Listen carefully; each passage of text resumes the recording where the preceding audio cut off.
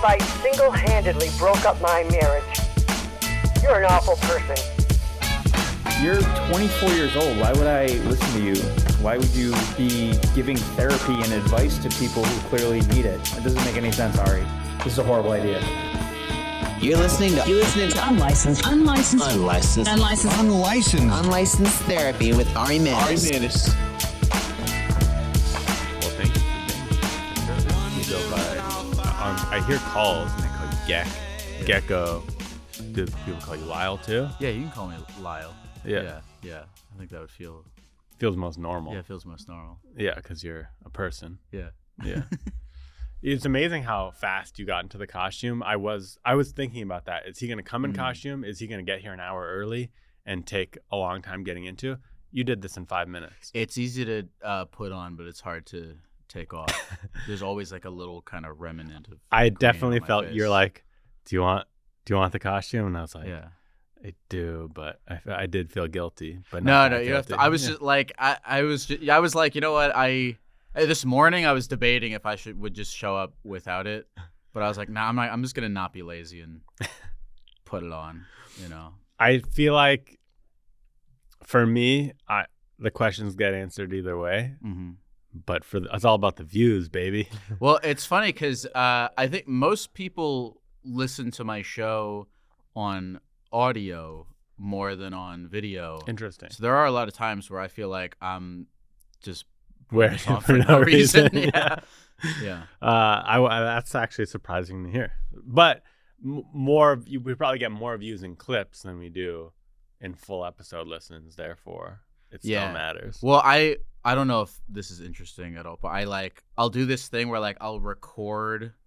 Sometimes I'll record without the paint, and I record the caller audio separately from my audio, and so I'll record an episode or a phone call, and then when I go to edit it, I'll re-record my lines with the costume on. That seems like so much more work to me. That I was telling someone this the other day, and they were like, "That seems like way more work," and I thought about it, and I was like, it's kind of the difference between putting on the costume 3 times or 1 time. And also I don't make a clip out of every call.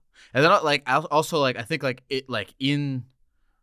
think the way that I present my show on Instagram feels very different from how I present it on the full thing. Yeah, definitely. You know? But that makes sense because when you clip it, there's crazy moments, there's whatever, and then but in the full length version, it's gonna be a little slower paced. Yeah, and also the full length version is it's more intense. We really you deep dive. I was watching today your full length one, or your most recent full length episode. Oh really? What do you remember? It's okay if you don't. It was a truck driver. Oh, the guy slept in his car. The guy slept in his car. Yeah. And it was a different vibe than I was expecting. But it was cool. It was really cool. I feel like I used to do stand up and stuff. I feel like over the years I've lost. It's kind of sad. I feel like I've lost my ability to joke around. I don't know. I feel like I've gotten too. I know, very accidentally gotten too sincere. I don't know. No, I can relate to that because I feel, especially on this podcast, sometimes I'm like, well, that wasn't a funny episode. But comedy, first off, you can't always be in a funny mood, or at least I can't. I can't just snap my fingers and turn it on. And then secondly, some people you just kind of have a comedic energy with, and some people you're more normal with. Yeah. And sometimes that comedic energy builds. Yeah. You know what? Yeah, I know. I agree with that because, you know how, some people bring different things out of you, and I think that, just in my personal life, there's times where I'll meet someone and they'll bring out this side of me that is likes to be silly, and then other times brings out the side of me that's sincere. You know. Do you speaking of that, brings me to this question. Do you ever get people who want to have sex with you in this outfit? It's been asked, and there was one time where someone asked me, and I was like, no, I don't really want to do that. And then they were like, if they're hot enough, though. Well, then they were like, they asked me again, And then I was like, all right, sure, why not? And so you did. Oh, so you've Yeah, done so it in this I- outfit. I've done That's it wild. wearing just the head. That'd be a good episode. That'd be a good video. That would be good for You can dude. make One a lot time, of OnlyFans. dude. So 2 years ago, I went to AVN. Do you know what that is? Yeah, the Adult Entertainment Expo in Las Vegas. Yeah. I went to AVN to like be the Gecko, and I was like hanging out with this guy who was like a male porn star, and I made some joke to him where I was like, oh yeah, maybe I'll start like a Gecko OnlyFans where I like have sex in my costume or whatever, like as a joke, and he looked at me very sincerely and went, yeah, you could make a lot of money doing that. I mean, you could probably. Yeah, I don't know if you'd be comfortable with that. Do you know but- what the when I was in middle school, I used to watch this porn like a channel called Dancing Bear. No, I've never heard of it. I haven't heard of it. Do you know what that is? You've never heard of it? It's basically this guy just wears like it's like basically like it's a bachelorette party, and this guy, he wears like a bear mascot head, and he just like dances around, and like people like suck his dick when he's wearing like the bear costume. I'm surprised I've never heard this. It sounds awesome. Yeah, But you could have the new updated 2.0 version. I don't know if of I'm the cool Gecko. enough to pull that off, but you know, You are. You don't doubt yourself. I Guys don't want to watch a cool guy in porn anymore. You want to watch the relatable man. What kind of porn do you watch? I watch everything, honestly. Yeah. Yeah, I like regular gonzo porn, they call it, where it's just straight camera to sex, like there's no storyline. And then sometimes I don't want the storyline. Mm-hmm. And sometimes I like it vanilla, and sometimes I'm more about I get crushes on the girls. Oh, And really? then I'll watch like all their old videos. Really? Like I'll focus on one girl. What is it about a particular girl that gives you a crush on it? Is it If they're hot. Is it a purely physical Yeah. thing, or are you like, I like this lady's energy? A little both, but Yeah. I'd say physical first, and then I'm like, oh, they know what they're doing. Mm. I'll watch more of that. Do you know what demisexual means? Have you ever heard that? I've phrase, heard that it, but I don't term? know what it means. What's It demisexual? means someone who has to have like a very deep emotional connection with someone in order to have sex with them. Yeah, women need that with men a lot more. And than I was men need it I was with wondering women. if you had a thing like that where you need to feel like emotionally connected. I'll say this: I don't, but I do Uh-huh. if it's long term. Like if I don't feel emotionally connected and Yeah. I'm sleeping with someone, Yeah. I will get bored quickly. No, I was gonna say Yeah. I thought maybe for a second, because you were saying Yeah. like if I have a crush on that, I was like I Yeah. thought maybe for a second you had it to feel emotionally connected to someone before you like Watch their porn? to No, them. Yeah. no. Yeah. I mean, I don't know them, Like, I could so hang it's out with this impossible to lady. get emotionally connected to them Mhm. unless I like. You can get emotional. I think you can get emotionally connected to someone you don't know. It happens all the time. It's like a Really? yeah. You ever heard of a parasocial relationship? Mm-mm. You never heard that term? No, I'm learning. I'm learning some therapy terms from the therapy guy. Like a parasocial relationship is like well, let's say you listen to a podcast over and over again, or even That's different because you get to know them over a podcast. right, yeah. If you have like watch a podcast over and over again, or a Twitch stream, or even if you have like a favorite comedian or an Mhm. actor or whatever, like you start to kind of develop an emotional connection Yeah, with them. that makes even though you sense. don't know them. But that makes a little more sense because you're hearing them talk about themselves and you Mhm. get to know them indirectly. Mhm. Whereas with a porn actress, you could watch their scenes over and over again. You're not learning anything about them unless they have like a tick or something. You're not learning anything about who they are or what they believe in or their viewpoints on the world, what they're looking for. I don't know. But Well, you know, like I feel I think most of like the OnlyFans people, I think they make most of their money not from like selling pictures of themselves, but from like people like chat them. Mhm. But of course, it's not like if like Lisa Ann or whatever has like a OnlyFans, or like, oh, come chat. you're Of course- talking of to course- an Indian man. Yeah, of course. Yeah, you're running talking her to a- account. Yeah. Yeah. But I've always wondered, like, the people who pay for that, do they think that they're talking I think they do. to the lady, or do they block it out? I think they think because they're all pretending that it's them talking, and maybe some of them really do if they're small enough. Mm-hmm. Some can't afford to pay for the Indian man to do it for them.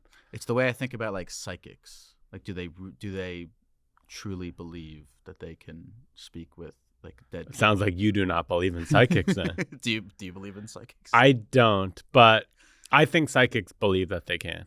Okay. At least the good ones. Yeah. Or I don't know if that makes them good, but I think there's probably a percentage of psychics that truly believe they are a psychic medium.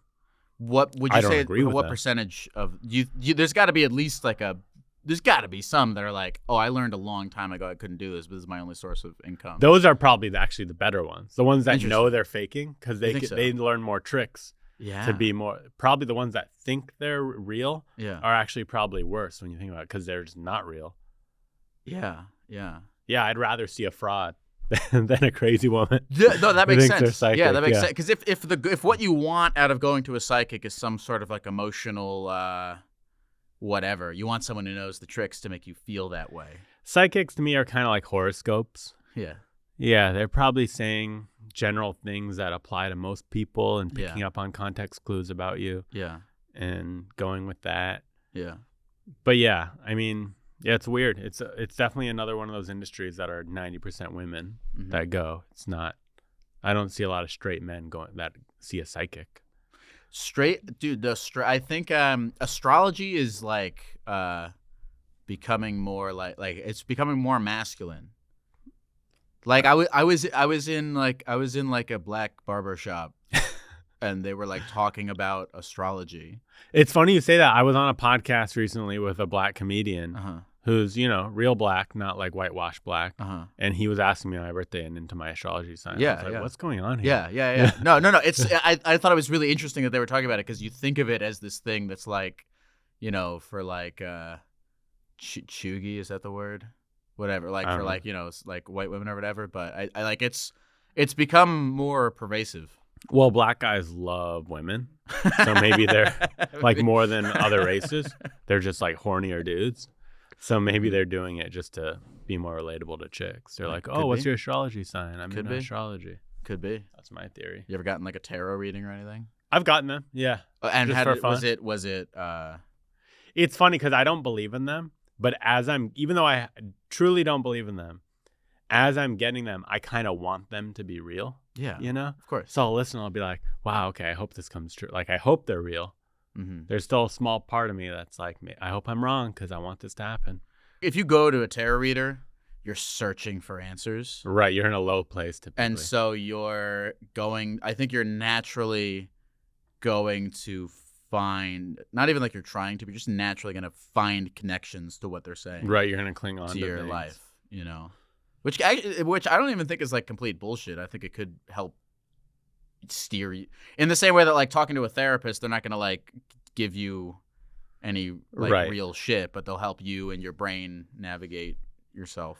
Where did this outfit that you're wearing come from? Came from Amazon. It was $60.99 back in. Honestly, it looks cheaper than that. Really, And I don't mean that to No, sound I'm insulting. not offended by that at all. I mean, Yeah. it's shitty. Like, look, it's like Yeah, it's, it looks like it'd be $25. No, it's shitty.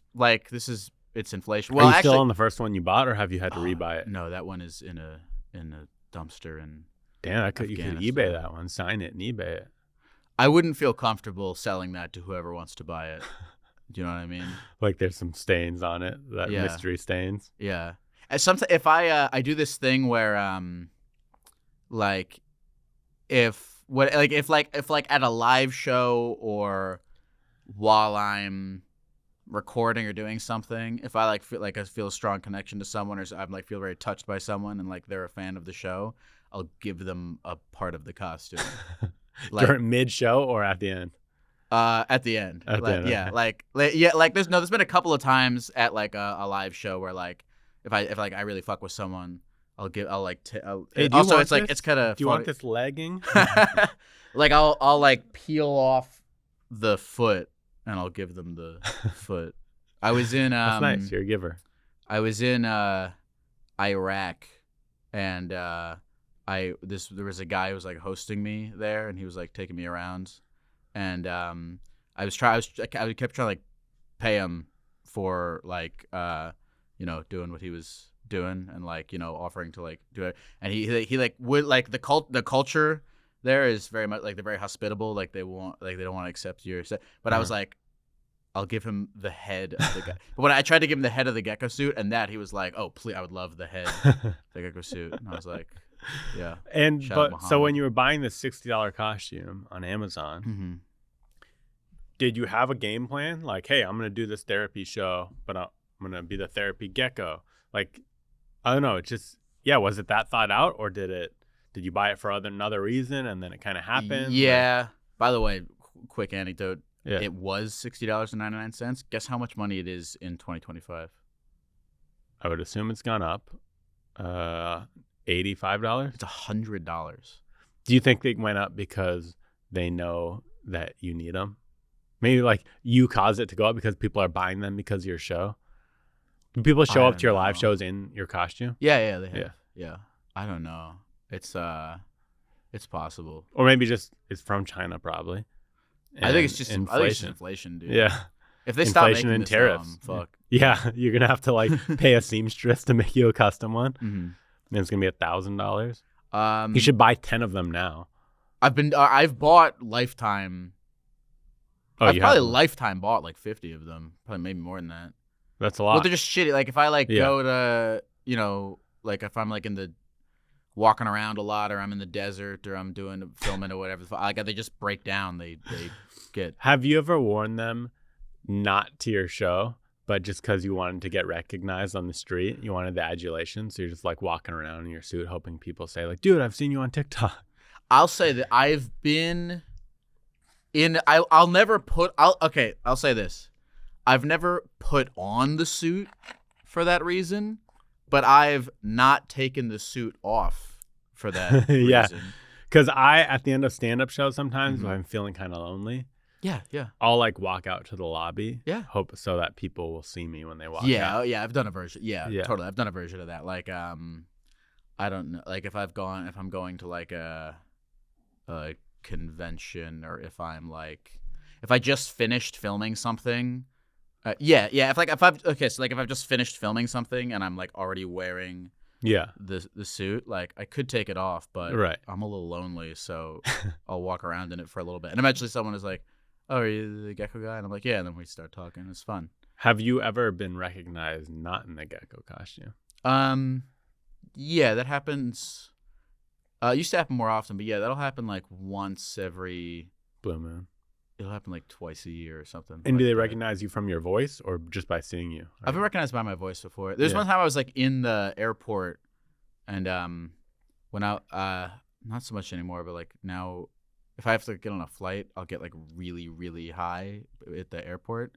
When I'm really high, I don't really Edibles? wanna- I'll do like a vape, I'll vape Okay. in the bathroom, and I was just like sitting at the gate, and this guy came over to me, and he's like, "Hey man, I don't want to like. I know this is like I know this is super weird, but like, I thought maybe you kind of looked like the Gecko guy, and I noticed that you're at the gate for Cincinnati, and I also just noticed that on your tour page it says you're going to a show at Cincinnati tomorrow. Yeah. Are you the Gecko? Gecko guy?" You're like, And yeah. I was like, yeah. It was a nice interaction. I Yeah. think I was just like, He also knew, he was asking, like, are you the gecko? But he knew the whole time you were the gecko. He was just kind of playing it low key. Well, he hadn't. He like was like doing like, I guess, detective Yeah. work. I wasn't. I can talk to a lot of.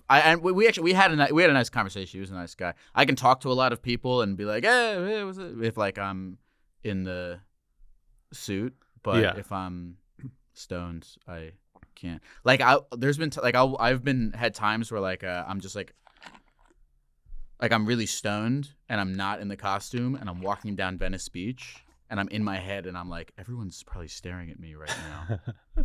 Sounds like you're paranoid from weed and should not be smoking weed. I'll be really paranoid. And then there's be times where like I'm in the suit and I'm sober and I'm walking down Venice and I'm like, no one gives a fuck about me. Yeah, Like, you fit in Venice. You fit right in. Yeah. Yeah. I first bought this because I made this. I used to make these videos where I would run down the street crying and screaming about like nonsense. Okay. Like, did you walk up to someone crying and screaming? No. Or just you? It was just me. Yeah. And I had this idea to make this video called Curtis Tried to Fuck Me. Okay. And so I don't know how I came up, but I bought this lizard suit and I bought like some paint from Party City, and I woke up really early so that nobody else would be around in my neighborhood, and I ran down the street like crying in the lizard suit, like filming myself on my phone, yelling Curtis tried to fuck me. And I came up with this backstory that like I was a lizard who was escaping from the terrarium of like this guy who likes to like collect pet lizards to have sex with them. Yeah. And I was like, there's no way I can explain this video, but that's the best. How'd the video do? It didn't. No, but the internet was like, I don't know how we feel about this. I took it down. It's not. You can't. You find took it down? Yeah, you can't find it. Oh man, this is the origin story. You need to put this back up. I think it's. I don't think anyone ever needs to see that. But sounds awesome. I had the costume because I wanted to make that video, and then I just had this note. I have this note in my notes app from December 2019 that just says Therapy Gecko. And then I used to work at Adult Swim, and they used to have like a streaming. What'd you do for them? I did like social media marketing stuff. I was like an intern for like a year. Cool. And they had like a streaming platform, and so I was like, I wanted to like pitch the idea of like Therapy Gecko as like a. I could totally see Therapy Gecko on Adult Swim. As like an Adult Is Adult Swim Swim still going? The like streaming stuff isn't still going, and Adult Swim itself is like, I think it's not. I think what it is not really built for 2025. You know what I mean? I truly, I haven't. Do people still have? That's on MTV, right? Is MTV still a channel? No, it's on. It's like it. Like the way that it works, it's very much like for linear television. Yeah. But like now with like streaming and stuff, like the idea behind Adult Swim was like you would wake up in the middle of the night and just like see some weird shit. Right. But now we just see weird shit. Yeah. Phones, on TikTok. Yeah. That's my whole algorithm. So I had the idea to do it for like an Adult Swim stream, and then when the pandemic happened, I moved from Atlanta to back home to my mom's basement. Where's back home? Baltimore. Okay. Yeah, and so a lot of different things converged. Like I just started like going live on Instagram because I was bored. As a Gecko or as just as myself. As Lyle, okay. Like everyone was bored. Yeah. No one was doing anything. And then the big main kicker, like the reason that this thing has like become my life now is because are you a Reddit guy? Yeah, I like Reddit. So back during the pandemic, there was this thing called RPAN, which stands for the Reddit Public Access Network. Okay. And it was this like streaming platform where people could just live stream themselves doing any random thing. And so I started live streaming myself as the Therapy Gecko on RPAN. And like the first time I did it, there was like a few people in there, but like one of them just wrote, "This is fucking stupid." And I was like, all right. And then I'm sure you still get comments like that sometimes, right? Yeah, definitely. I would imagine. But then I just kept doing it, and like the fourth ever time I streamed, the stream like went to the front page of Reddit, and there was like 40,000 people watching. Like it was like the fourth ever time I did it, and then so I just kept doing it. So I spent about and then I took a clip from that Reddit stream, and I posted it on TikTok. And I got very lucky again. The very first like TikTok I posted of me in this got like 3 million views. Yeah. And so then I spent the next 2 years just like living in my mom's basement in Baltimore, like streaming on Twitch and Reddit, dressed as a 3 gecko. nights a week, dressed as a gecko, taking phone calls, and then during the day making like clips of them and putting it on Instagram and TikTok. And then that kind of evolved into like making it a podcast and getting like little celebrity guests and stuff, and it just kind of went from there. That's why I mean, it's a cool story. And then when did you decide to move to LA, and then from there to New York? I knew I wanted to not live in my mom's basement anymore. Fair. And there was this like management company that wanted to do stuff with me, and they were based out in LA, and they were like, come to LA, we'll make you a star, kid. And I was like, all right. And Yeah, then you're like, then this I sounds went. like a cool opportunity. Yeah, and then I went, and then I had my little adventure there, and met cool people. Did they and- help you? The management company do anything for you or not really? Yeah, they did. They did. They got me some good. I think the relationship ultimately didn't work out, but I think they were they were helpful. But They had their bet. They were tried. yeah. Yeah. They were trying. I think I just like I'm not good at I'm not good at like being managed. I think I'm just not like I get that. like I don't know. I like to like do everything on my own schedule and my own. Like I'm Yeah. not good at like working with other people. I Yeah. gotta get better at that. I get it. It's hard sometimes. But I always wanted to live here, so I eventually. How when I long? started- Yeah, how long do you live in LA before you? I was moved in here? LA for like 2 years, and then I Okay. came here. And you like it here better? Yeah, I like it here a lot better. Cool. What do you like better about it? I New York? hate having a car. Okay. I always Yeah, feel like that's I'm a gonna good one. die when I'm driving. So not a I not like a being great able driver. to walk. There's like energy and like I love like energy and people and like Food's better here, I'd say. food's the same everywhere. Whoa, that's a hot take. I do not that's agree. my biggest. Yeah, no, Yeah. I'm huge on that. No, New York has the best food. Any really good food you can get in New York, you can get in Los Angeles, and vice versa. Agreed. Mhm. Like, of course, they have good Italian food in both, Mhm. but there's way more of it here. And if you took the best here versus the best there, it's better here. Yeah, but so what if there's more? You only have a finite amount of days to live. I know it's fun to walk around New York, and you could never try all the places in New York of amount of good food. Whereas LA, there's like 3 good Italian places. Is that true? I made that number up, but you'd run out a lot faster, and you have to drive all over town to do it. New York, I could stay in this borough and not run out of How often places. do you go out to dinner? Too often. I don't cook that much. I never cook. Yeah. Yeah, so I go out to dinner 5 nights a week. What do you like when you say you go out to dinner 5 nights a week? Are you like do you go out to a restaurant 5 nights a week, or do you like get a fucking thing? fast food Yeah. or get things to go. Maybe 1 night a week, maybe 2 or 3 nights a week I'll go out to dinner, though, because I'll go out to dinner with my brother or friends or a Mhm. date. Mhm. I try to get dates. I want a girlfriend. Mhm. How's your search for a girlfriend going? I'm still single, so Really? not You're a that handsome great. guy. You got a good Oh, jawline. that's really nice. of you. Thank you. So are you. Thanks, man. No, it's tough. I think everyone wants to fuck up, Yeah, Everyone sure. wants someone a little out of their league, Sure. which makes it hard. So I'm Yeah. picky, and women are picky, and I don't have a job. And I assume This you is a don't job. either. Thank you, but I don't have like a job where I'm meeting people. This is not a job where you're meeting people. Well, Not yeah, sure. really. Like, Yeah.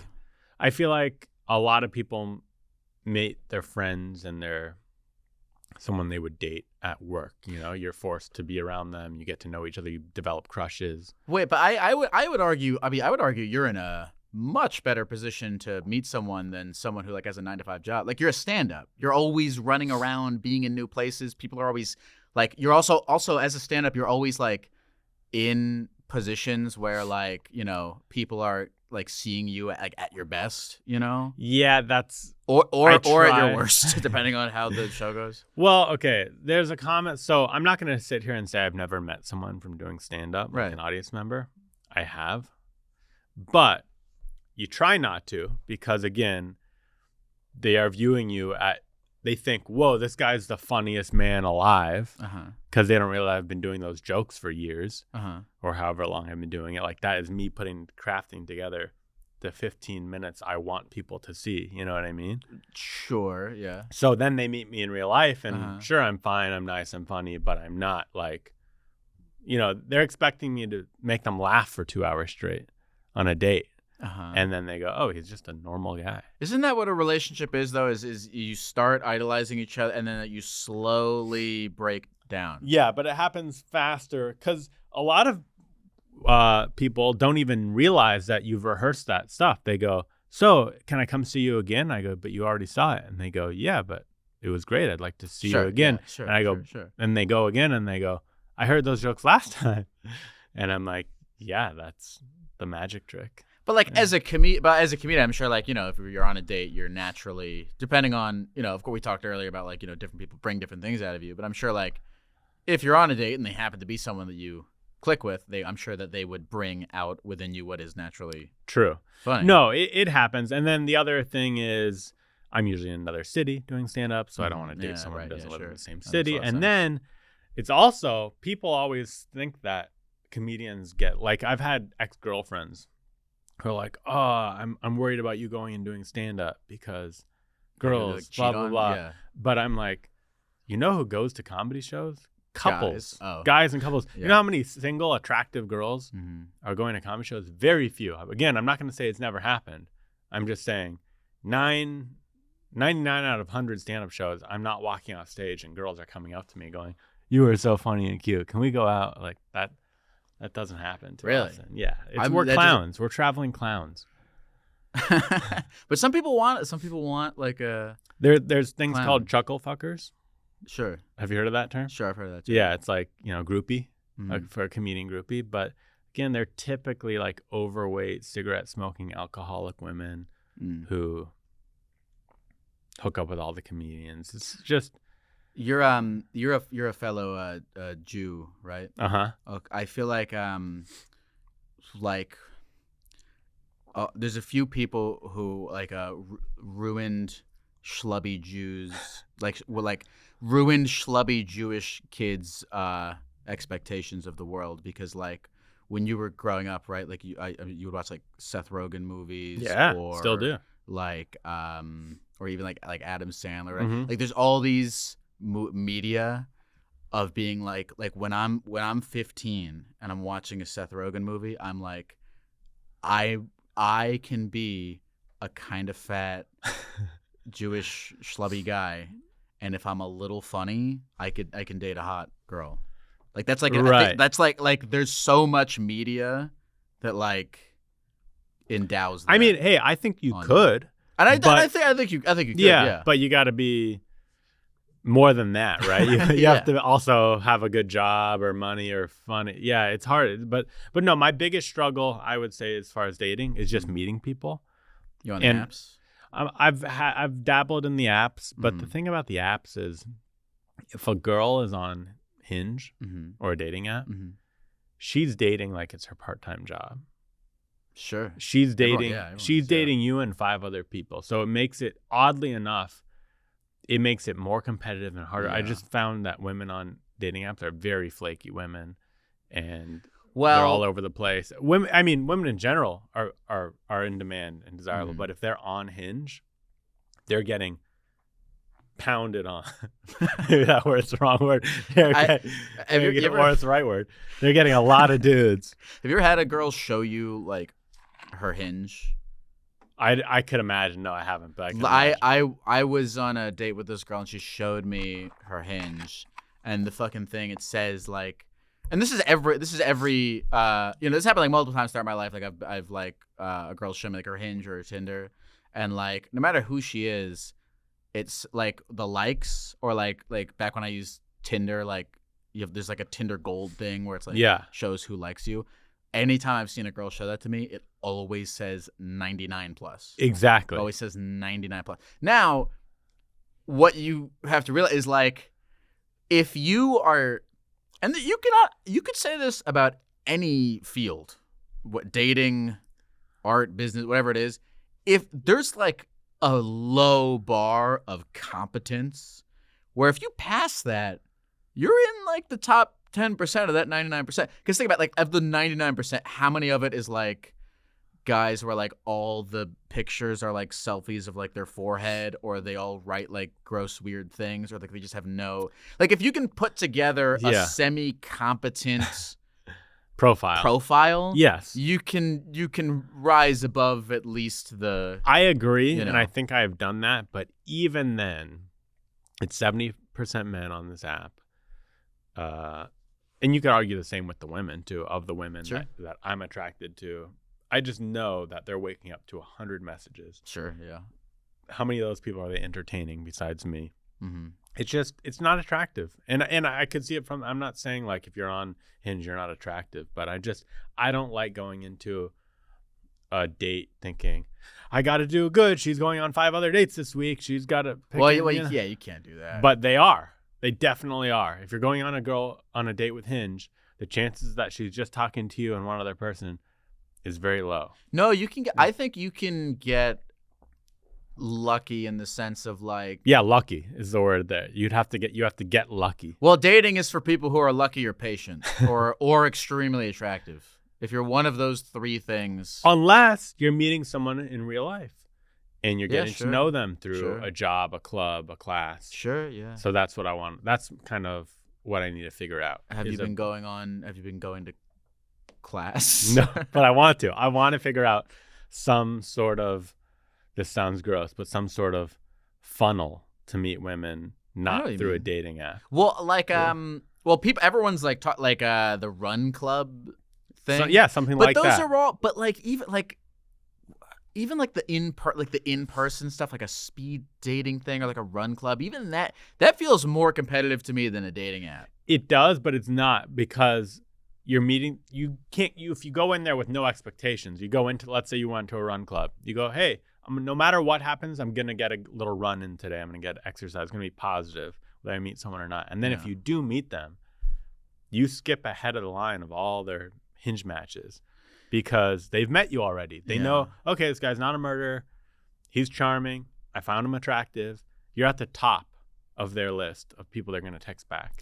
I think that like if I've because I don't know, I've been to stuff like that, and like if I like the second I like see like, oh shit, there's like guys who are like way taller than me or like more attractive, I'm like I'm not gonna, it's not gonna, you know. At least on Hinge, they know what they're getting. Like Hinge puts these like tunnel vision glasses on you, where like if you're on Hinge and your thing is set to women, you'll never see another guy's profile.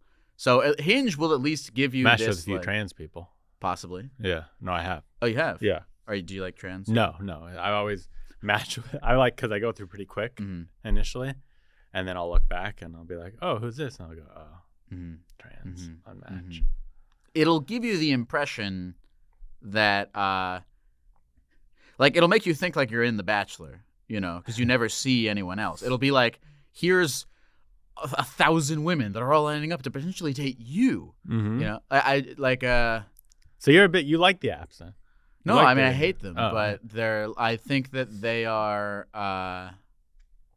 I'm not doing them. Here's where I'm at with. Do you have a picture of yourself as a gecko on your Hinge I have profile? a picture. Yeah, I have a picture of myself as a gecko. But here's where I'm at. Here's where I'm at good. with the dating apps. Is like, I've been doing them wrong. I'm committed to deleting them, and then because on. If I showed you my, I would be very embarrassed to show anyone my Hinge. Oh, you should do it then. No, I can't. Well, I'm doing it wrong because I think this pisses women off. Like I have, like it's 6 photos, right? And in each 6 of those photos, my hair looks different. I weigh different. Like I need to. I think you need to be more consistent. I need to. Here's what I need. I need to lose 30 pounds. Me too. And then get new photos and be like, okay, this is what I look like consistently. Because girls hate that. They'll see a thing and they'll be like, and they know, they're like, if you look different in each thing, you're hiding something, you know? Yeah, or at least they're like, they're confused. And same goes for us. If I see a girl where every photo is neck up, I know she's hiding something. Yeah. You know, and you know everything. And I've had to learn over time because I'll see her neck up and I'll be like, she looks cute, she looks skinny, and then I'll go meet up with them and I'll be like, oh, now I see. Have you always been picky? Yeah, I'm a bit superficial. Yeah, me too. I don't like it. Some people, they're like, they go on Hinge and they match with someone, like they get married to like the first person they match with. Right. You know? And those are the women we're looking for. So a girl will match with me and be like, okay, I'll give him a try before I give anyone else a try. But those are a dime a dozen. That's this is the biggest thing is you can't ask for anything you don't have. I've thought that. I'm like, man, how do I expect to have a girl with abs when I don't have abs? Exactly. Yeah. Like it's but it's still what I want. I don't have abs, and I want a girl with abs. I think it was like Dan Harmon. I was listening to some podcast that Dan Harmon was on, and he said something like, I've been consistently feeling like I'm entitled to look better than my actual actions and life allows me to. And I've had that problem too, where I'm like, every time I look in the mirror, I'm like, that's about right. If you took the data of how I've been living my life and what I do and what I eat, I'm like, yeah, that's about right. That's how I should look. Yeah, based on how I live my life. It is unreasonable. And 90% of the time, that is the case. There's not too many people who are fat. Not saying you're fat, but not too many fat people who are like have thyroid issues. 90% of the time, if someone's fat, it's because they don't exercise and they overeat. Right. So I don't know. I'm like, okay, I could, and then every, I'm like, all the time, the dating apps, they bring me into a room, and they sit me down. And they go, Lyle, we have found you a normal human woman, a nice girl. She's wants to talk to you. And I don't know. I guess I'm just like picky. It's my fault. Yeah. You know? No, I get it. I see the girls who like me on dating apps, and I go, but I want a hotter one. But then I look in the mirror and I'm like, well, who the fuck am I? You know, no, I'm you're not entitled to anything. I hear you. You're dead on, but I still can't help. The heart wants what it wants. It does, but that's why I have to. That's why I gotta, that's why you gotta starve yourself and get ripped. Do you have any? Yeah, that's what I wanted. That's my goals. Mm-hmm. Do you have any therapy background? No, not at all. Unlicensed, fully. Fully unlicensed. And have you always liked hearing people's problems, or was it just simply you saw the name Therapy Gecko in your notes and you're like, "Yep, I'll try that." Like the Therapy Gecko stuff, like it all happened very accidentally. But then when I look back, I'm like, "Oh, this life and this like thing is like a kind of culmination of all my like interests and right." But because I think I've always been like a very very like introspective, like even when I was like a kid, and I've always liked meeting strangers and connecting with people, and I've always liked meeting characters and like I used like when I was in I used to do like hostel travel, or I'd like go alone and be to a country and meet random people, and that sounds fun. Like I'm pretty shy, but that sounds fun. Yeah. It's fun. It's been fun always to just like meet new people and like, get their stories. You don't do that anymore though? Well, it's different now because like I did it before I was the Gecko. I would do it. And it's different now because like I'm trying to get the same feeling and the same thing out of that by doing what I do. So like, if I make like these travel videos where like I go to like I went to Iraq, or like if I go to Japan, or if I go to wherever, and like I'm walking around in the suit, it like fast tracks it. Mm-hmm. Like when I was before the Gecko, if I was just like a guy at a hostel and I wanted to meet someone interesting, I had to like really be more vulnerable, and I had to like put myself out more, and I had to like go up to people and start talking to them, and I had to kind of I gotta like put myself out there more. Yeah. But now, if I walk, and this isn't even because of like an internet thing. It's like if I would just walk around in the suit anywhere, people will come up and start talking to me and go, "Why are you wearing that?" And then I have the camera and I'm making a thing, so there's more context. Yeah. So it requires less vulnerability from me. But I still get to connect with them, and that's what I really like about doing. Have you ever had someone try to fight you because you're dressed as a gecko? Yeah, no, I've had a couple. I've had multiple people who want to fight the gecko. No, everyone's been pretty cool. I've had people like grab me and like pull my tail and like whatever. Like, but I don't know. I when I throw myself out there, I'm like. Do people in the furry community come up, message you a lot? Do you have any furry people? Nobody. I've nobody. Yeah, actually, yeah. I've had a lot of furries call me. I've talked to a lot of furries. I want to go. It's on my list for like my little travel videos. Yeah, I want to go to a furry convention. Yeah. People ask me a lot if I am a furry, and you know, what am I gonna say? Yes or no? I'm a grown man wearing an animal costume. I can't. How can I really be? Can I really be like? Nah, I'm not one of those guys. You know, I'm not one of those weirdos. Well, who dresses up in an animal costume. I don't know much about the furry community, but aren't most of them? There's something sexual about it for them. The way I see it is that I think it is something sexual about it for a lot, but also the way I see it is like, you know, listen, you get a fucking run club together. There's something a little sexual about that too, you know. Like, so you're saying just because the community is yes, exactly. Sexual. That's what I'm saying. Yeah, just community. When people join a community, they tend to fuck each other within that community as humans. Huh, I never heard that approach. That's true. Yeah, that's true. But I think they go into it. It's like a community / fetish. Like they have sex in their furry outfits. I'm sure a lot of them do. I think it's less about like. I think for the furry community, it's probably less about.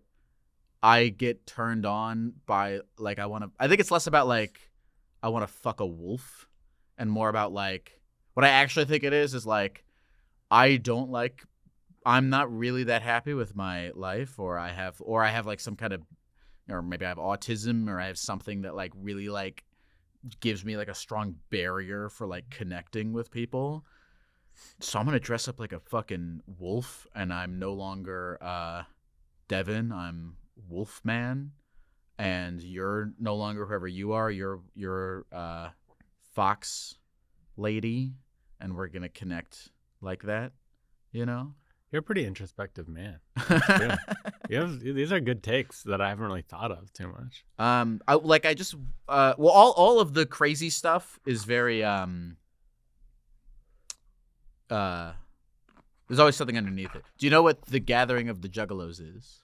The band Insane Clown Posse. Yeah. I went there to do my little Gecko thing, and that's a similar thing, where it's like everyone there is like acting out. Really it's an crazy. Escape.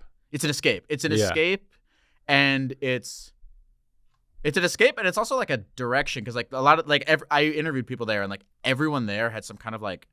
You know, I mean, it's a funny place, dude. Like, there's like an ass eating contest, and there's like people are going crazy and just having fun. But like underneath it is like, you know, a bunch of people who kind of had like whatever shitty life thing happened to them, or like they feel like fucking, you know, weird, and so they go to a place where nobody else, where everyone else kind of gets. So you're them. saying furries and juggalos aren't that far off?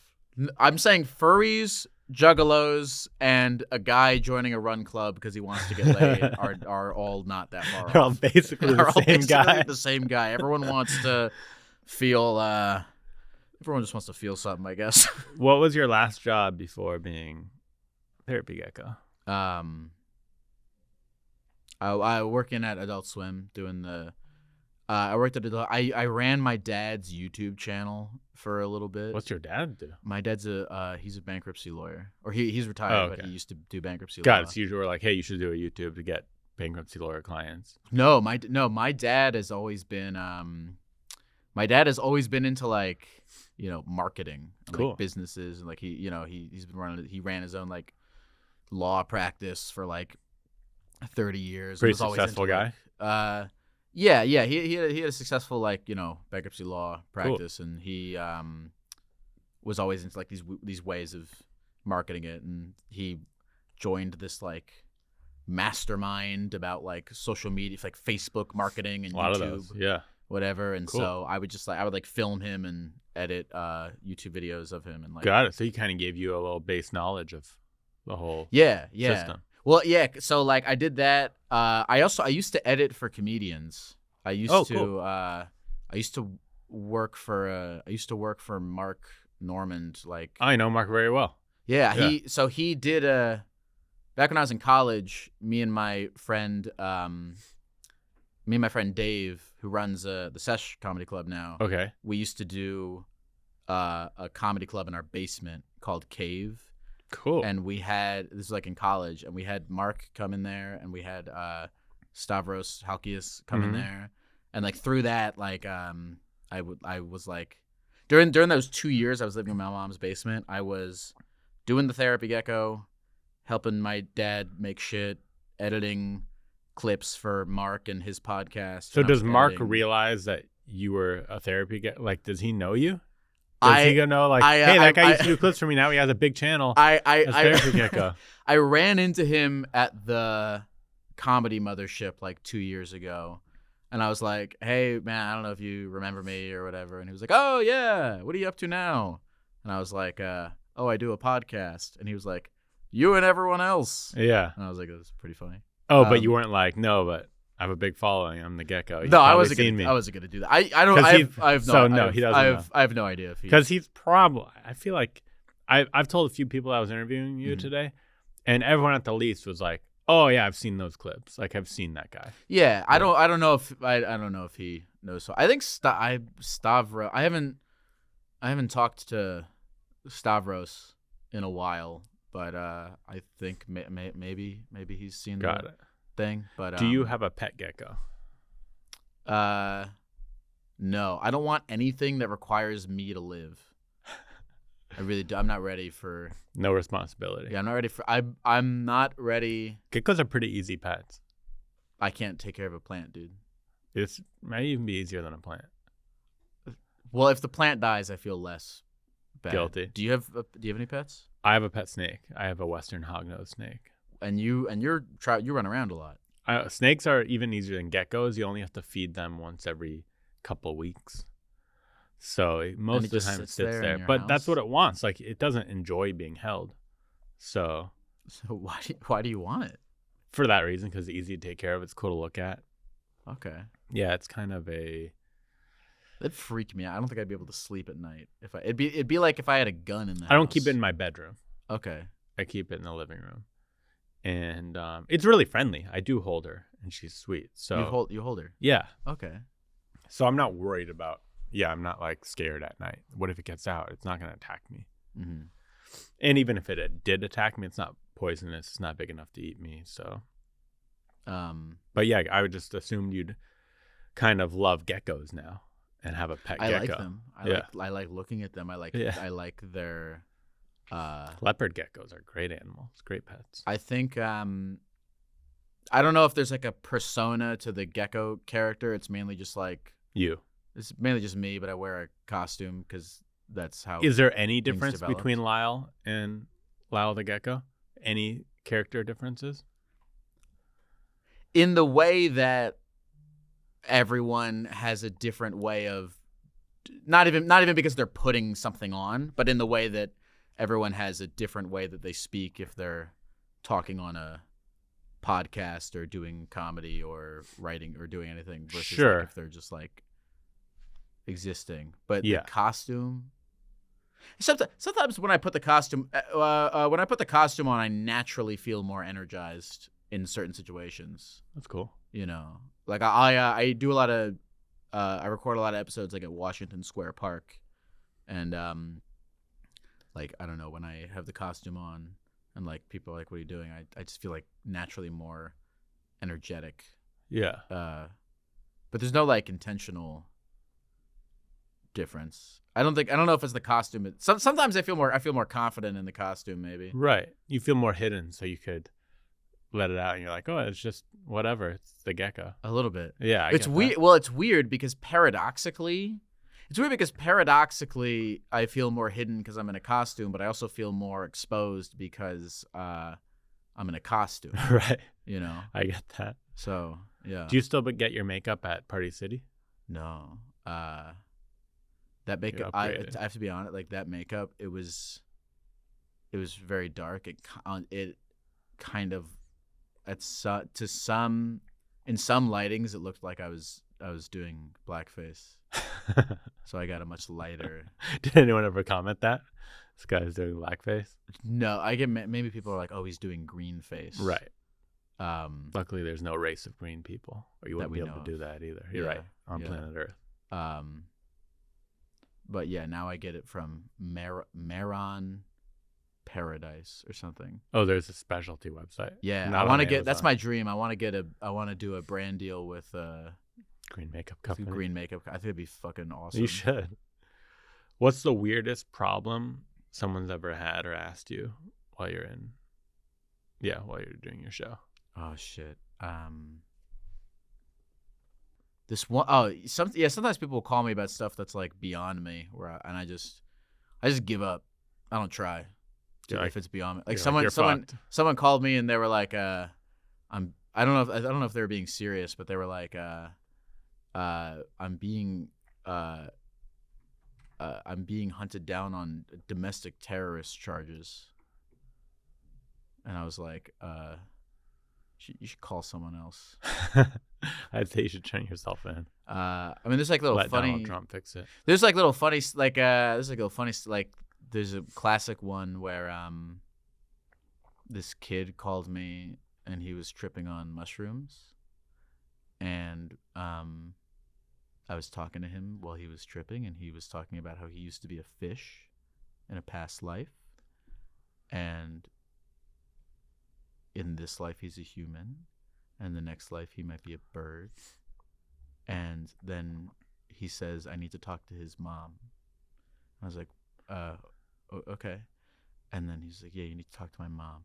And then he hands and then I hear a voice that's like, hello. And I'm like, hi, are you doing mushrooms with your son right now? And she goes, what? And then I hear the kid go like, no. And so I was like, oh, okay. And I changed the subject because I realized that this kid was just like, didn't tell his mom. Did not tell his mom mushrooms. he was on mushrooms. And I kind of ratted him out a little bit. I don't know if it was particularly crazy, but it's a No, fun little moment. that's an interesting moment. So you got a phone going. I wonder if he's grounded now. Maybe. I'm trying to think of anything crazy recently. I had an awesome. One thing that happens after, like, I've been doing this for 5.5 years now, and I go through peaks and troughs of it, and I'll go through troughs where I'm like, I get very like existential about like, I don't know if there's any more. I don't know if you feel this as like a creative or like writing stand up or anything. Yeah. Like, do you ever get the feeling of like everything's been said already? Yes. Everything. What else do either I or anyone else Right. have to say? You know, or even like you see a book and you're like, well, yeah, we know whatever you're gonna.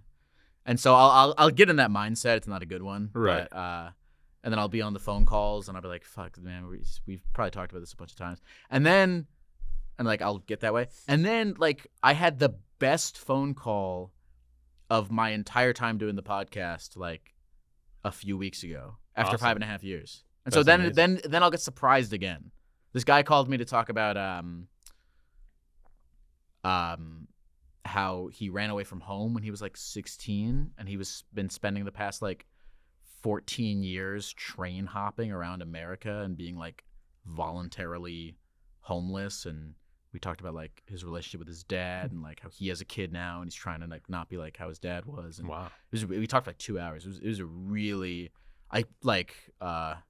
tons of like people will call into the show and be like, yo, that guy was sick. So that was really cool. When I get in the thing of like everything has been said before, this is kind of what I like about doing a show where I get to like interact with other people versus like sit in my own stupid brain. Right. Is like, yes, everything's been said before, but like there's constant like you could, I don't know if you agree with this, but like you could say that like each life is unique. Yeah. In a way. So For like. sure. So like that's why I'm not interested in like people's like opinions on like philosophy or society or politics or whatever. I'm just interested in like what happened in their life, because that's always unique. Everyone has their own unique story. Everyone has their own unique story to For their sure. life, and so that'll never run out. And also as time keeps going and as technology develops, like we're the people living in this particular time frame with this particular technology and these particular culture now, so it keeps being unique over time. I agree, and I'm excited for you that you had that call. Yeah, A few weeks in, it sounds like a boost in motivation. It is. And then I go back to, and then I'm like, oh, fuck, I don't know if I can keep doing this. You know? Yeah, I have those thoughts, but what else are you going to do? Better than getting a job at Taco Bell. What keeps you doing stuff? It's hard. I have the same issues where I have to find new motivations and stuff, but I'm like, am I going to do this or am I going to get a job? Like, this is at least, even if I'm disliking it, I'm like, I have to remind myself of how lucky I am. Totally. To get to do this and to get to talk to you and meet new people. You have a. We were talking about it before you started rolling. You have a sick operation going here. Thank you. Yeah, and I So when I'm feeling down, I have to remind myself, okay, I'm so lucky. I live like a retired man. I don't have a boss. I don't have to work 50 hours a week. Mm-hmm. I get to travel and do stand up and make people laugh. Yeah. So I'm like, man, how many people would kill to have my life? Yeah. So that's why I got to keep doing it. It's so, even when you have like a cool life, it's so easy to like get bogged down in your own. We're still the human complex, the problem of being human. We still overanalyze and think, oh, I wish I had it better. I wish I had this. I wish I had that. Can I ask you a question? Maybe this is more, I don't know if this is a Jewish thing, but like are you like a neurotic guy?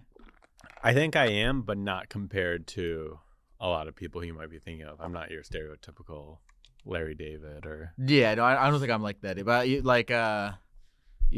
I'm an A-type personality for sure. I want things done right. Okay, yeah. I want things done right. I'm detail oriented. What do you feel like? Whatever neuroses you do have, like, do you think they've been present your entire life? Or do you think they were instilled in me by my parents? Maybe. I don't know. Possibly, yeah.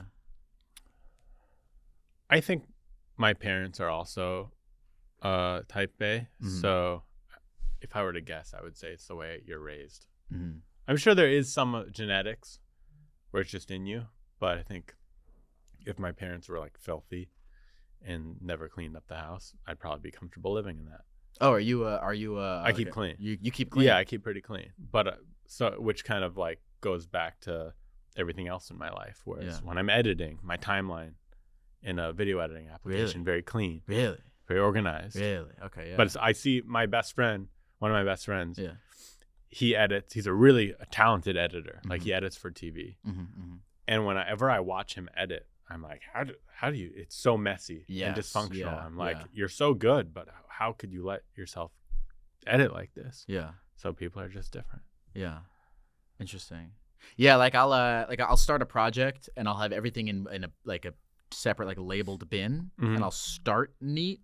And then as it goes on and I'm just like, I just need this fucking thing here and I need this fucking thing here. I need to pull this. Yeah. I have moments. Here. Like by the end of it, it's like I have so many sequences labeled. I needed a fucking sequence. I don't have a time. I don't want to think about where it goes, you know? Mm-hmm. So yeah, overall, and I'm the same. I do that sometimes, but overall, yeah, I'm organized, clean, perfectionist. What? And I have the problem where I don't want to start something unless I start it right. Like I don't want to half-ass things. Yeah. I think that's important though, because a lot of people, like I went to film school. And which film school? Temple. Okay. Did you go to I went to film school too. Where'd you go to film UC school? Santa Cruz, but I didn't learn anything. Temple, I heard, is a good one. Who told you that? The internet. It's okay. It's like a cool scene, I guess. Like in film school, I would meet you'd meet like a TA, or like just someone like in the system, or maybe a professor who's like, I've been working for 5 years on the same documentary about this waterfall in the Congo or whatever, and I'm like, you've wasted your entire life, you know. Like I think it's good to think about what, and they didn't start, because to tie that back to what you're saying is like, I think it's important to think about what you're going to start, or else you end up wasting 5 years of your life making one fucking stupid thing. I also think it goes back to what you were saying about creating a dating profile, and if you have a good one, you're mm-hmm. past 90% of people. Right. same thing in film. Like I went to film school thinking, wow, my teachers are probably really legit filmmakers and doing it so good. And I'd look up their movies and I'd be like, this person's teaching me? Yeah. Their movies are terrible. How was your film school experience? Awful. Yeah. My teachers never, I mean, it's insulting, but it should be. Like I looked up their films. They were horrible short films. They didn't know more than me about filming and editing. Like I knew more just from watching YouTube tutorials than they were teaching. And I couldn't believe how much money I was spending on education that is being taught by these people and how they got the job. Yeah. There's that these people applied and someone looked at their resume and watched their films and go, yeah, you should teach at a college about film. Did you have a good experience? Like, yeah, I had a good college experience and I wanted it to be easy, and it was. And I just said, okay, well, this is going to be easy and I'm just going to enjoy my 4 years of living in a new town as a kid, getting drunk and stuff. Wait, where are you from originally? I'm from San Diego and I went to college in Santa Cruz. Okay. Did you do stand-up there? I did a few times. I entered a stand-up competition my last year and kind of caught the bug from that, and then moved to LA and kept doing it. I was thinking about Santa Cruz was one of the places I was thinking about going to college, because like, I don't know if you did this, but when I was like looking about where I wanted to go to college, I would like see who the alumni was and see if there was any like comedy cool. Oh, interesting. I got such bad grades that I just went where I got in. You guys have Andy Samberg. Yes, I did know that, and he was in their theater improv group there. Temple has the big one is Tim and Eric. Oh, that's huge. Yeah. Some good one. What? How did so you started doing stand up in Los Angeles? Basically, I did a few times in college, but I moved to LA right after college and hit the ground running. Where did you become like obsessed with it immediately? Yeah, I was obsessed with it. I listened to podcasts. I would go to open mics every night, hang out at the clubs every night. I was obsessed for a solid 8 to 10 years. 10 years. And this is the first time in my life, the last couple of years, where I'm way less obsessed. And now I do it for fun, kind of, when I get asked to do it. Yeah. And I'll tour and I'll do stuff, but I'm not signing up for open mics and paying $5. I'm not watching every comedy podcast that comes out. I'm just living my life. I feel like you have to it's weird because like you have to be fucking obsessed with it. You do. To, like, do it to succeed. Yeah. It's so competitive. Yeah. That you need to stand out and you need to be obsessed and you need to show up. Yeah. And you need to be willing to do it at a loss. Yeah. That was why I did stand up for like 6 years from 16 to 22, and that's why I quit. Cause so young. Like I feel like if you're funny, you have a leg up at that, to start that young. Yeah, it was cool. I have good memories from it. And I want to I've been saying forever that I want to get back into it just cuz I just love the universe of it. It's so I built my whole community around it. Like all my friends are comedians. Yeah. Not in New York, but in my LA location, a podcast studio. Everyone that works there is a comedian. Yeah. My mentors are comedians. My whole support system is comedians. It's one of the biggest fucking problems that I think exists is like people don't have, community. So they're dressing. It is a community, but foxes. Artist community in general, not just comedians, actors, artists, musicians, they're all narcissists. There's different levels to it. Yeah. There's healthy narcissists, which a lot of comedians are, but it gets tiring where I'm like, oh, I don't want to go to this, because I used to go to the Comedy Store every night to hang out. Sounds so fun. And it is fun. Yeah. But sometimes I'm like, I don't want to go listen to people talk about themselves and comparing themselves to others for a week. I just want to be around people who have normal lives and normal jobs and aren't thinking like, how do I get this and do this and do that? So there was, I don't know if you feel this in your like in your experience in the comedy universe today, but I just remember like the comedy universe was like, it was really cool to like be going to these bars where you show up and like shake hands with a bunch of people, everyone knows your name, everyone, like that's that's a great thing to have in your life, but also there's a lot of like negativity.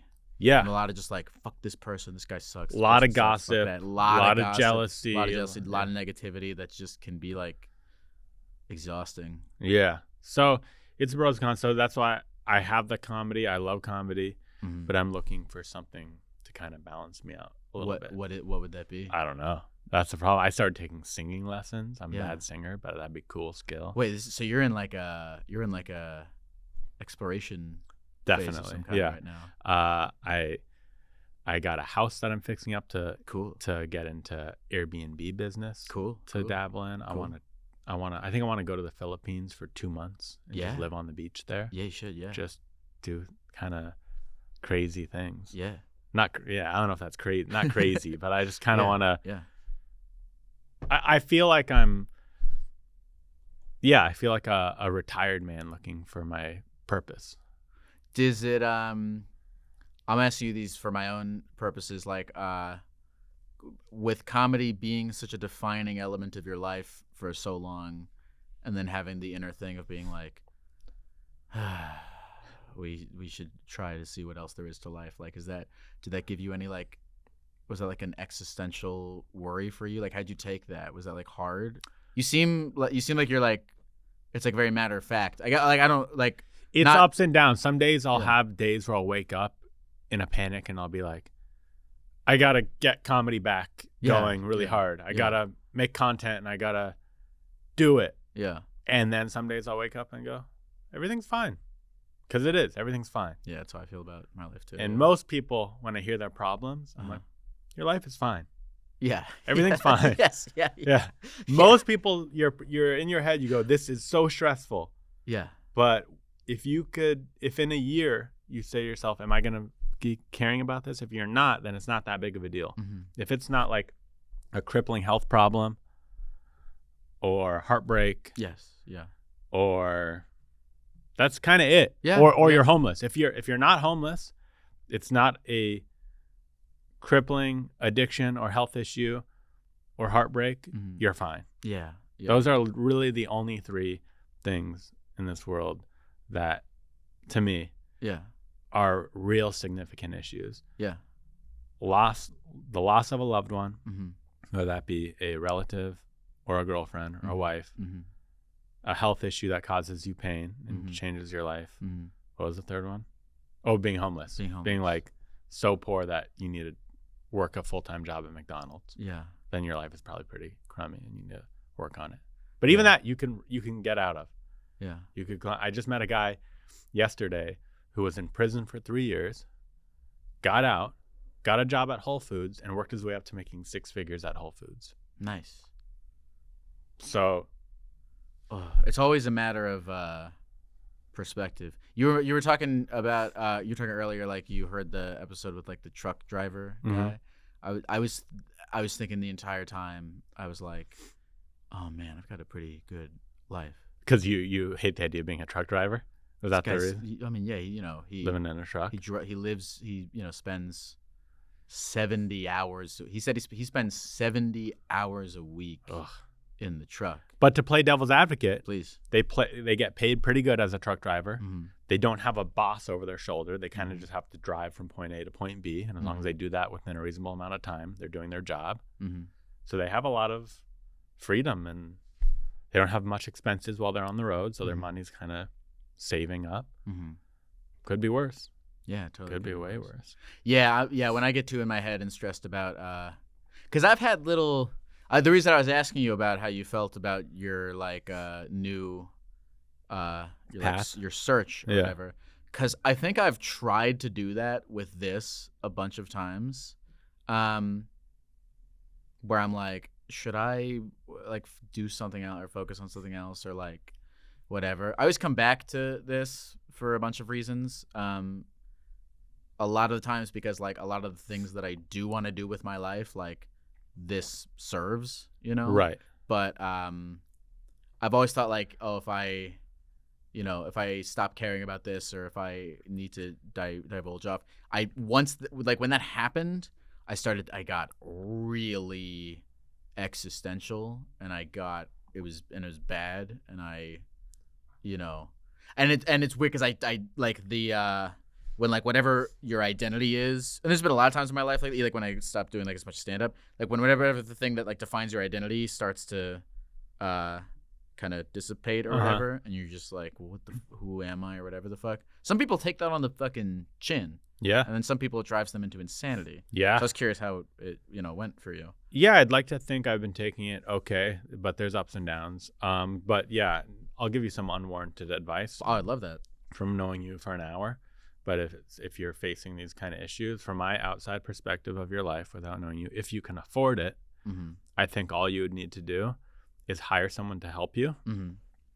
And then you could do all these other things that, like maybe you're just a little bored sometimes of this one thing, sounds like, and you have these other ideas that you want to try, and then you could still do this as your job and see what else hits. And pay someone to help you so that it's less, because you might be like, there's only so many hours in a day. I'm working on this and this. You don't have time. You don't have the energy. You don't want to spend that energy. Sounds like you need to hire a producer. Yeah, probably. Yeah, for yourself. Yeah, I probably need more people. We were talking about this off the camera about like being super fucking, like I'm super picky about like stuff. But I've always realized, I'm like, there's versions of the things that I do that can be less production value and I can be less picky about. Exactly. Then I can still fucking do them. Yeah, and you can still oversee them, give I notes. can still oversee them. Yeah. But like if they're maybe like 70 even 60% of what I initially had, but I have time, I can do more of them. I think that's a better life probably. Yeah. So that's my advice for you. You see, I don't know if you have anything on your computer, but you seem like you have. Yeah, I have some three. So we're towards the end here. Okay. Thank you. And I go on as a nervous habit. Habit here. Yeah. Okay. But so we have people who wrote into the show that we're going to give advice to. Sure. And they didn't write in specifically for you not because they wouldn't, but because they just wrote into the show. Sure. Take three random. Good evening, please. I need your advice. My boyfriend dates ladies around, but does everything for me as a boyfriend should. He did not want me to walk out of the relationship. I found out that he dates all these ladies, and this is horrible English. And some of those ladies, I know them. My question here is that why is he doing so, and should I walk away from the relationship? Okay, so you have as much context as I do. You read that verbatim. Yeah. And so we both okay, so I'm gonna assume this is an open relationship, or doesn't sound like it. Sounds like she caught her boyfriend cheating with girls that she knows. But on the other hand, he's a good boyfriend. I don't know if that. Okay, if that's the minus that. Okay, if that's the situation, then clearly you disengage. But I don't know. It's either that's the situation and you disengage, or it's like you guys are casually dating and you see him like casually dating your friends. But either way, it seems like it's, even if it is a casual dating thing, it's clearly hurting your feelings. So see, to me, I hear you, and I think if you can't get past that he's dating your friends, break up with him, obviously. But to me, from reading this letter, it sounds like part of you is okay with it. And he treats you well, and you like him. So I just think, see how long you could put up with it for. Yeah. Okay, so yeah, if they are in like an open thing or they're not committed or whatever, like she still likes him. Did she say something in there about like he treats the other girls better than he treats her? No. I found he treats me as a boyfriend should, and did not want me to walk out of the relationship. I found out everything because some of the lady friends he's dating, I know them. I found out everything because some of the lady friends... I know them. Okay, but saying I found out means that this was a... Yeah, he was cheating on her. Yeah. Yeah, this is... But it sounds, based on this, she doesn't seem that upset by it. She wants to stay with him after he cheated on her. Yeah, so I think maybe have a talk and see if you could be okay with an open relationship, because you said he still treats you great as a boyfriend, and you're asking, should I walk away from the relationship? So it sounds like maybe you could be one of those girls that's okay with dating a player. If she looks into her heart and she's like, I'm okay. If she looks into her heart and she's like, I'm okay with us having an open relationship, and she is not just like telling herself that, Right. then you could go. But she doesn't. The fact that she's writing this email probably means that she's not. And also she was brought into an open relationship against her will, it seems. Or she's programmed by society to think that that's bad, but deep in her core, she thinks it's okay. Society trains us to go, oh, these guys should only date one girl. He's cheating on you. Drop him. That's society programming. Her boyfriend should write in to you and be like, how do I best explain to my girlfriend why me cheating on her is a result of societal conditioning? And then you can give that advice. Right. But no, if you're not comfortable with it, which I wouldn't be, so I get it. Mm-hmm. Yeah, break up with him. I mean, I'm open to that kind of stuff, but I don't think I'm open to that kind of stuff, but I don't think it should originate from that play. I don't think it should originate from. It's got to originate from somewhere. It's hard. She said he treats me good as a boyfriend should. It's hard to find that. I've been searching for a year for a girl to treat me like a girlfriend should. To find a girl I like, I can't find one. I don't know if you're joking, but even if you're not, what you're saying makes a lot of sense. Yeah. Like I don't like you'll like, yeah. If you find like I'm half joking, but I'm half not. Yeah. I get that sense because I'm with you in like if you find someone, it's because it's just so hard for everyone. It's so hard. It's just so hard for everyone that like I get the inclination to be like so hard for everyone. I get the inclination to be like I'd fucking rather be with somebody who cheats on me that I love. That then go on Hinge and see and just talk to all these horrible people. Yeah, that's a legit. That's like I've been in a position like that where I'm like I'd rather be in a shitty thing than date again. You know? It's but like, that never right, and maybe works that's out. Coming from our own issues, but yeah, like my last relationship caused tons of drama in my life. We were always fighting. She was always mad at me over nothing, but for whatever reason I loved her. Yeah. And I look back and I go, would I sign up for a toxic, horrible relationship to be in love again? Maybe. maybe I would. God, life sucks. Yeah, life sucks. Okay, All next right. one. Yeah. My boyfriend said we aren't going to his dad's wedding because his ex will be there. His dad's fiance is friends with his ex, and that's how they met originally. She ended up cheating on him, and that's why the relationship ended. I don't know how to feel about it. So basically, her boyfriend said, we aren't going to my dad's wedding because my ex is going to be there. And she's saying she doesn't know how to feel about that. Why is she so invested in going to her boyfriend's dad's wedding? Yeah, I think that's, if anything, you could be happy he doesn't want to see his ex, right? Yeah. That's weird. Also, wait, did she, I'm sorry if I didn't fully pay attention. Did the boyfriend explain why, that boyfriend doesn't want to go because he doesn't want to be around his ex because she cheated on him. Why is his ex at his dad's wedding again? She's friends with him. That's weird. That's how he met his ex, through his dad. Oh, Yeah. Okay. Yeah, which sounds a little weird. Like, you'd think the dad would not invite the ex. Yeah, you think the dad would invite the ex. This is weird. These are two situations wrapped in one, right? Right. The one is the conflict between the guy and the dad, where it's like, why are you inviting my ex to your wedding? Like, what's up with this? And then the girlfriend has nothing to do with this at all. I think this girlfriend is just like, I just want to go to a fun wedding.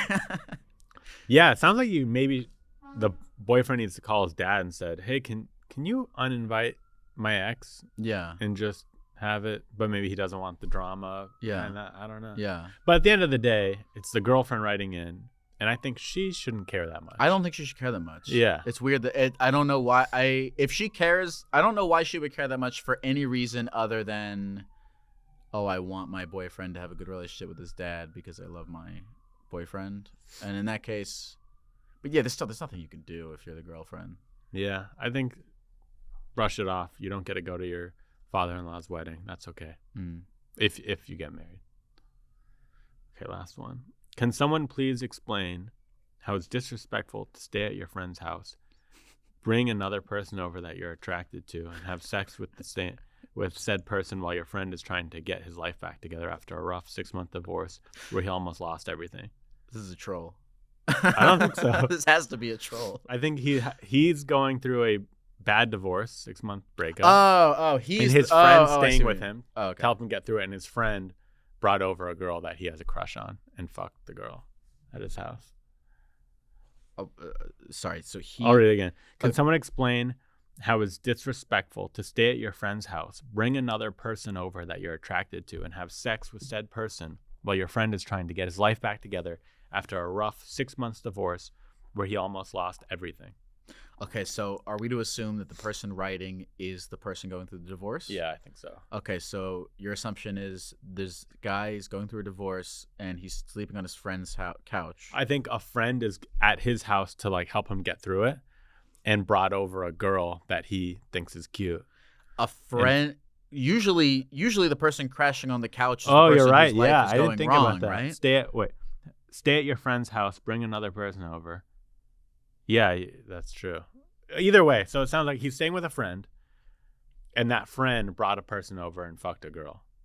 He is staying at a friend's house, and the guy whose house it is brought a girl over to have sex with her. It sounds like the opposite for whatever reason. Like maybe his wife left the house, and a friend staying with him at his house. It sounds like the friend staying at his house. Yeah.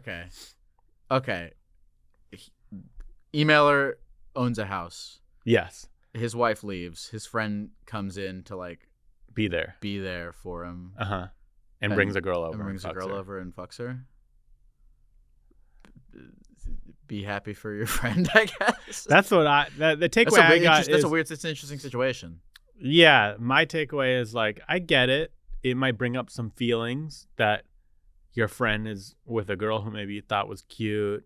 And the guy who owns the house has a crush on this girl. Yeah, that's what it sounds like. Oh. That you're attracted to. Oh, that's sadistic then. Okay, now that I'm really thinking about it, that's sadistic to. But I don't think he's doing it on purpose. I think on purpose. I think it's just he brought over this cute girl and got laid, and you're being a little jealous. At the end of the day, it's bringing up some sort of inner conflict because you feel rejected by your wife, and now you feel rejected by this other random girl. Mm-hmm. I think, hey, she clearly wanted to be with your friend. Your friend wanted to be with her. He's there trying to help you. Yeah, I get where you're coming from, why that would make you feel a certain way, but brush it off. On to the next. Go get your own girl to bring over. Your 6 months divorce, time to bring a girl over. Well, I get if his friend is moving in with him to help him out, not a great way of helping him out. But if I hear that, but if I'm staying with you to help you out, and I'm like, hey, tonight I'm bringing a girl over. You gotta be cool with it, right? Be like, yeah, I think so. Like I get it. You can be like, hey, it's my house. Can you not bring a girl over? Yeah. But it's like, hey, I'm living with you right now. Let me just bring a girl over this one night. Who's helping who? Because this is a weird situation. Because it's one like if you get kicked out of your house because you got a divorce or whatever. Like normally, what's your friend? Your friend is like getting free rent out. Like what? It's just a weird situation. If that's the situation, yeah. Yeah. But I think it sounds like the friend's just living there helping him, like being there as his emotional support. Oh, okay, all right. But he's getting something out of it, right? He's getting the free rent. Free rent. It's tough. I like that there's a lot of missing details here. Yeah. Right? This person. Can you please explain why it is disrespectful? Right. He didn't really ask the question. He was like, "You're on my side, right?" That's the way the question was formed. Yeah, I would divorce this guy if I was married to him. Yeah, that's true. Hey, if you really don't want a guy sleeping with girls in your house, kick him out of the house. Say, hey, thanks for being here for me. I'm ready to be on my own again. Yeah. No, true. Yeah. Kick him out. How many people emailed you? That's it for this week. Just 3. I see like you put the calls up or you have a hotline. Yeah. Up. If I put that up, maybe I'm getting 1 or 2 calls, maybe 0. So the problem, that's why. Have you ever done like a live call or mainly just See, when I go live on YouTube, mm-hmm. I get anywhere from like 2 to 15 people watching, and sometimes they don't want to call, so it's just not enough. I don't have a big enough audience like you. Not yet.